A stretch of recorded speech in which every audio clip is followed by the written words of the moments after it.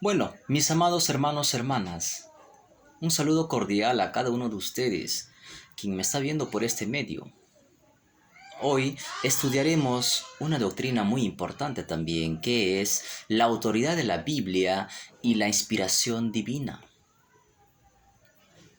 Quiero comentarte, en el siglo XVI de la Reforma, aparte de la justificación solo por fe, había otro tema importante que era la autoridad de las Escrituras.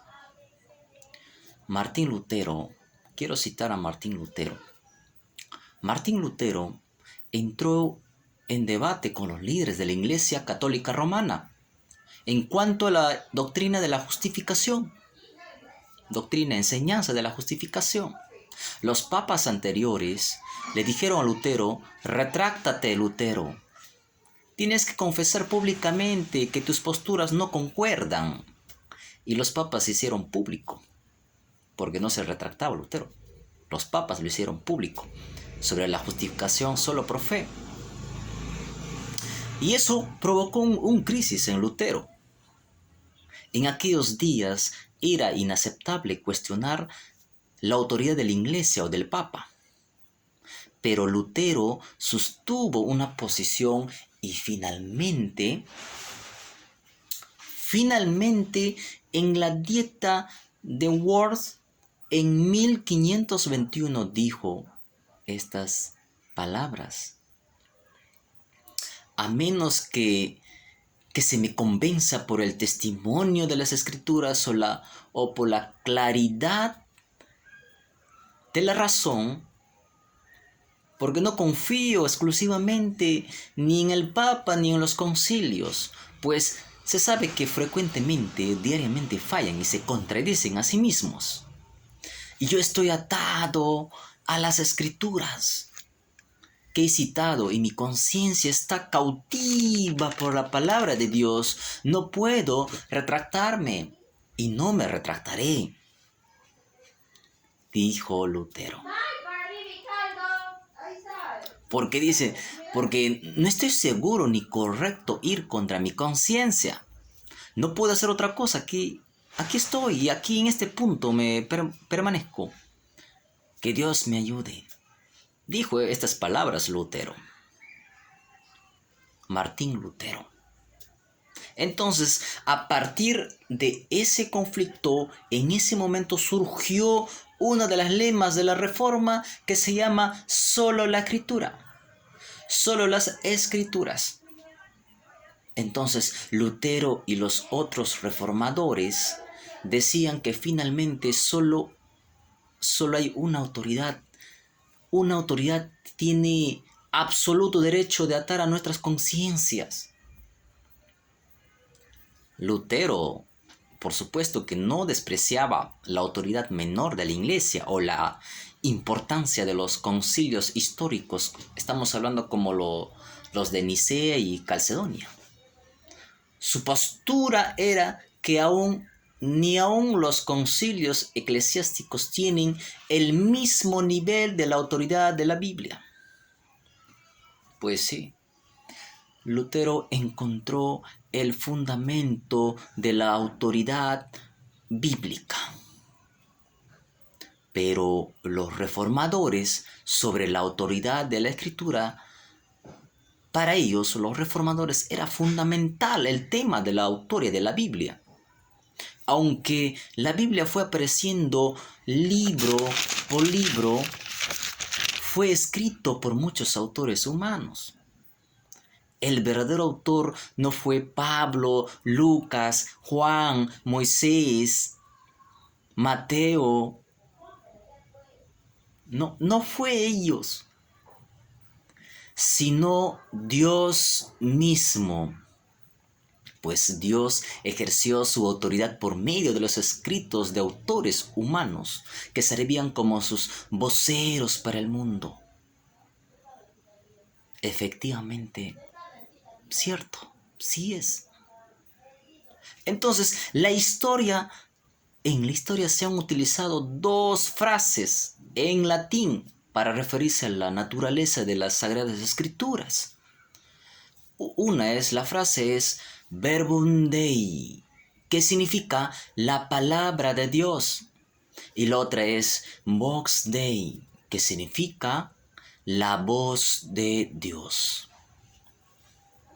Los reformadores creían que aunque Dios no escribió personalmente las palabras que aparecen en las páginas de la Biblia, son sus palabras y las leemos como encontramos a nosotros directamente desde el cielo, que son entregadas. En la segunda carta a Timoteo, Pablo escribe, segunda de Timoteo 3:16. Echemos un vistazo a la escritura. ¿Qué dice? Segunda de Timoteo 3:16. Dice de esta manera la escritura: toda la escritura es inspirada por Dios y útil para enseñar, para redarguir, para corregir, para instruir en justicia. La palabra griega que se traduce escritura es grapé. Significa simplemente escritos. Sin embargo, para el pueblo judío, el grapé era una referencia específica en el Antiguo Testamento. Además, la frase escrito está era también una referencia específica al Antiguo Testamento. Además, la palabra técnica también escrito está era un término técnico por el que se daba de entender una referencia específica a los escritos bíblicos. Este pasaje de 2 Timoteo es muy importante porque el término escritura es una referencia específica al Antiguo Testamento. Lo vuelvo a repetir. Entonces, y los escritos de los apóstoles en el Nuevo Testamento, pues los apóstoles eran conscientes de su propia autoridad para entregar la palabra de Dios en el Nuevo Testamento. Entonces, en el Nuevo Testamento, comunicada a ellos de lo hecho por el Espíritu Santo. A la Biblia se le llama la palabra de Dios porque ella misma declara, la Iglesia lo cree, que los escritos humanos no escribieron simplemente sus palabras, sus propias opiniones, sino que sus palabras fueron inspiradas por Dios. La palabra inspiración es una traducción de la palabra griega que significa exhalada por Dios. Dios exhaló la Biblia. Dios exhaló la Biblia. De la misma manera que exhalamos el aire a través de nuestras bocas, cuando hablamos, así la escritura es Dios hablando, en otras palabras.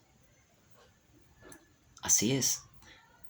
Entonces, aunque la escritura llegó a nuestras manos de las plumas de los autores humanos